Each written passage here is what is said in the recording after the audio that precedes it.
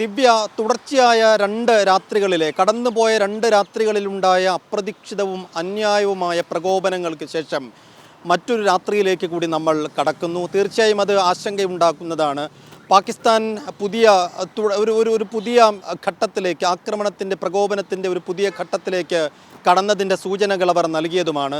ആ നിലയ്ക്ക് ഈ രാവിൽ ഇനി എന്താണ് പാകിസ്ഥാൻ്റെ ഭാഗത്തു നിന്നുണ്ടാകാൻ പോകുന്ന നടപടികൾ, നീക്കങ്ങൾ എന്നുള്ളത് അങ്ങേയറ്റം സൂക്ഷ്മതയോടെ ഇന്ത്യ നോക്കിക്കാണുന്നു എന്നുള്ളതാണ്. ഞാനിപ്പോഴുള്ളത് പ്രധാനമന്ത്രിയുടെ വസതിക്ക് മുമ്പിലാണ്.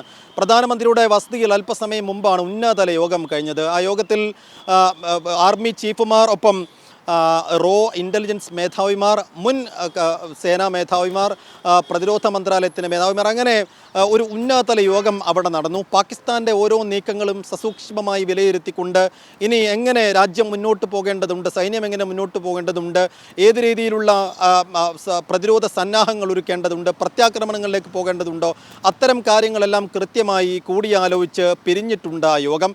അതിനുശേഷമാണ് ഇപ്പോൾ 6 മണിക്ക് വീണ്ടും വിദേശകാര്യ മന്ത്രാലയവും പ്രതിരോധ മന്ത്രാലയവും ഒരു സംയുക്ത വാർത്താ സമ്മേളനം നടത്തുന്നത്. തീർച്ചയായും അതിപ്രധാനമാണ്, അങ്ങേയറ്റം നിർണായകമാണ് യോഗം എന്നുള്ള കാര്യത്തിൽ ഒരു തർക്കവുമില്ല. ഡിഫൻസ് മിനിസ്റ്റർ രാജ്നാഥ് സിംഗ്, അജിത് ഡോവൽ, കരസേനാ മേധാവി ഉപേന്ദ്ര ദ്വിവേദി, എയർ ചീഫ് തുടങ്ങിയവരെല്ലാം ഈ യോഗത്തിൽ പങ്കെടുത്തതിന് ശേഷമാണ് ഇപ്പോൾ ഇങ്ങനെ ഒരു മീറ്റിങ്ങിലേക്ക് പോകുന്നത്. ആ മീറ്റിങ്ങിൽ വാർത്താ സമ്മേളനത്തിലേക്ക് പോകുന്നത്. വാർത്താ സമ്മേളനത്തിൽ ഒറ്റ നിമിഷം മുന്നറിയിപ്പുമായി, ഭാവിയിലെ ഇന്ത്യക്കെതിരായ ഏതൊരു ഭീകരപ്രവർത്തനത്തെയും യുദ്ധമായി കണക്കാക്കും, ശക്തമായി പ്രതികരിക്കും എന്ന ഒരു വളരെ പ്രധാനമായ ഒരു അപ്ഡേറ്റിലേക്ക് വരുന്നുണ്ട് ദിവ്യ. ഭാവിയിൽ ഇന്ത്യക്കെതിരായ ഏതൊരു ഭീകരപ്രവർത്തനത്തെയും യുദ്ധമായി കണക്കാക്കും, ശക്തമായി പ്രതികരിക്കും എന്ന ഇന്ത്യയുടെ ഏറ്റവും പ്രധാനമായ ഒരു അപ്ഡേറ്റ് വന്നിരിക്കുന്നു. ഇതുവരെ, അതായത് രണ്ട് ഭാഗങ്ങളിൽ നിന്നും വലിയ തോതിലുള്ള സംഘർഷങ്ങളും പ്രത്യാക്രമണങ്ങളും പ്രകോപനങ്ങളും ഒക്കെ നടക്കുന്നുണ്ടെങ്കിലും രണ്ട് രാജ്യങ്ങൾക്കുമിടയിൽ ഇതുവരെ ഒരു യുദ്ധം പ്രഖ്യാപിച്ചിട്ടില്ല. ഇന്ത്യയുടെ ഭാഗത്തുനിന്ന് വളരെ അതിപ്രധാനമായൊരു പ്രതികരണം ഈ സമയം ഉണ്ടാകുന്നു. ഭാവിയിൽ ഇന്ത്യക്കെതിരായ ഏതൊരു ഭീകരപ്രവർത്തനത്തെയും യുദ്ധമായി കണക്കാക്കും, ശക്തമായി പ്രതികരിക്കുമെന്നാണ് ഇന്ത്യ പറയുന്നത്. നിലവിൽ ഇതുവരെ ഒരു വാർ ഇന്ത്യ ഡിക്ലെയർ ചെയ്തിട്ടില്ല, പക്ഷേ ഇതൊരു സൂചനയായി കാണണം. ഈ നിമിഷം മുതൽ ഇന്ത്യക്കെതിരെ ഉണ്ടാകുന്ന ഏതൊരു അറ്റാക്കും ഒരു ഭീകരപ്രവർത്തനമായി കാണുകയും അതൊരു യുദ്ധമായി കണക്കാക്കുകയും ചെയ്യുന്നു എന്ന് ഇന്ത്യ പറയുമ്പോൾ അതൊരു മുന്നറിയിപ്പാണ്. പാകിസ്ഥാനുള്ള അതിഗുരുതരമായ ഗൗരവതരത്തിലുള്ളൊരു മുന്നറിയിപ്പാണ്. ആ മുന്നറിയിപ്പിനെ എങ്ങനെ പാകിസ്ഥാൻ എടുക്കുമെന്നുള്ളതാണ് കാണേണ്ടത്.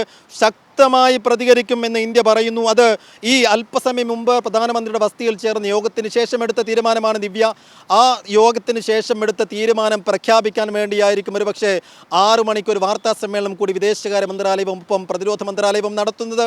അതിപ്രധാനമാണ്, അങ്ങേയറ്റം നിർണായകമാണ് 6 മണിക്ക് ചേരുന്ന ഈ വാർത്താ സമ്മേളനം. ആ വാർത്താ സമ്മേളനത്തിൽ എന്താണ് വിദേശകാര്യ മന്ത്രാലയത്തിൻ്റെ ഒപ്പം പ്രതിരോധ മന്ത്രാലയത്തിൻ്റെയും പ്രതിനിധികൾ പറയാൻ പോകുന്നത്?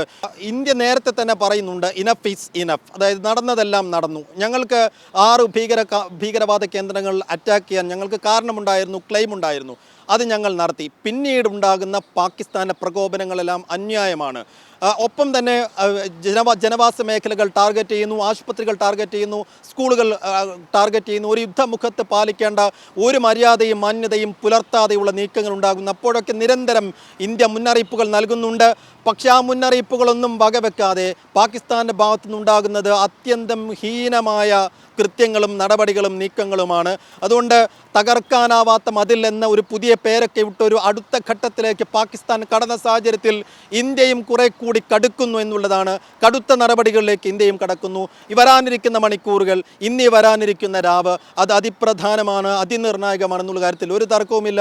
കഴിഞ്ഞ 2 രാവുകളിലും വലിയ തോതിലുള്ള പ്രകോപനം പാകിസ്ഥാൻ്റെ ഭാഗത്തു നിന്നുണ്ടായെങ്കിൽ അതിനെ കൃത്യമായി ചെറുത്തുനിന്നുകൊണ്ട് തടഞ്ഞുകൊണ്ടുള്ളൊരു നീക്കം, ഒപ്പം ആവശ്യമായ ഘട്ടങ്ങളിൽ മാത്രം പ്രത്യാക്രമണം. കഴിഞ്ഞ 2 രാത്രികളിലും നിരന്തരം ഡ്രോൺ ആക്രമണം ഉണ്ടായപ്പോൾ ഈ ആക്രമണങ്ങളുടെ സോഴ്സ് എവിടെയാണ്, പ്രഭവ കേന്ദ്രം എവിടെയാണ് എന്ന് കൃത്യമായി തിരിച്ചറിഞ്ഞുകൊണ്ട് ആ പ്രഭവ കേന്ദ്രങ്ങൾ കൃത്യമായി ടാർഗറ്റ് ചെയ്തുകൊണ്ട്, സ്കെച്ച് ഔട്ട് ചെയ്തുകൊണ്ട് ഇന്നലെ പ്രത്യാക്രമണങ്ങൾ നടത്തി.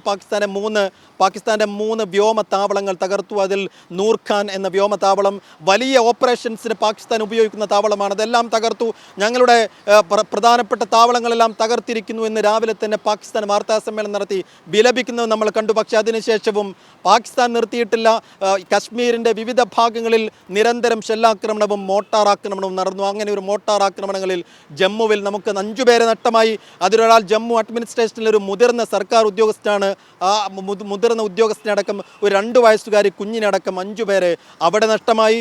ഒപ്പം ഉധംപൂരിൽ ഇന്ത്യയുടെ വ്യോമത്താവളത്തിനരികെയുള്ള ആശുപത്രിയും സ്കൂളും അവർ ടാർഗറ്റ് ചെയ്തു. അക്കാലം വ്യോമിക സിംഗ് നമ്മുടെ വ്യോമസേനയുടെ വിംഗ് കമാൻഡർ സ്ഥിരീകരിക്കുകയും ചെയ്തു. ആ രീതിയിൽ പാകിസ്ഥാൻ്റെ ഭാഗത്തുനിന്ന് വലിയ പ്രകോപനങ്ങൾ ഉണ്ടാകുമ്പോൾ അതിനെ കയ്യും കെട്ടി നോക്കി നിൽക്കാനാവില്ല എന്ന ഗൗരവതരത്തിലുള്ള ഒരു സ്റ്റാൻഡ് നിലപാട് ഇന്ത്യ എടുക്കുന്നു. അത് അല്പസമയം മുമ്പ് പ്രധാനമന്ത്രിയുടെ വസതിയിൽ ചേർന്ന ഉന്നതതല യോഗത്തിൽ അതെടുക്കുന്നു. അതിൻ്റെ പ്രഖ്യാപനം തന്നെയായിരിക്കും വൈകുന്നേരം 6 മണിക്ക് നടക്കാൻ പോകുന്നത്. അങ്ങനെയെങ്കിൽ വരാനിരിക്കുന്ന മണിക്കൂറുകളും വരാനിരിക്കുന്ന രാവും പ്രധാനമാണ്.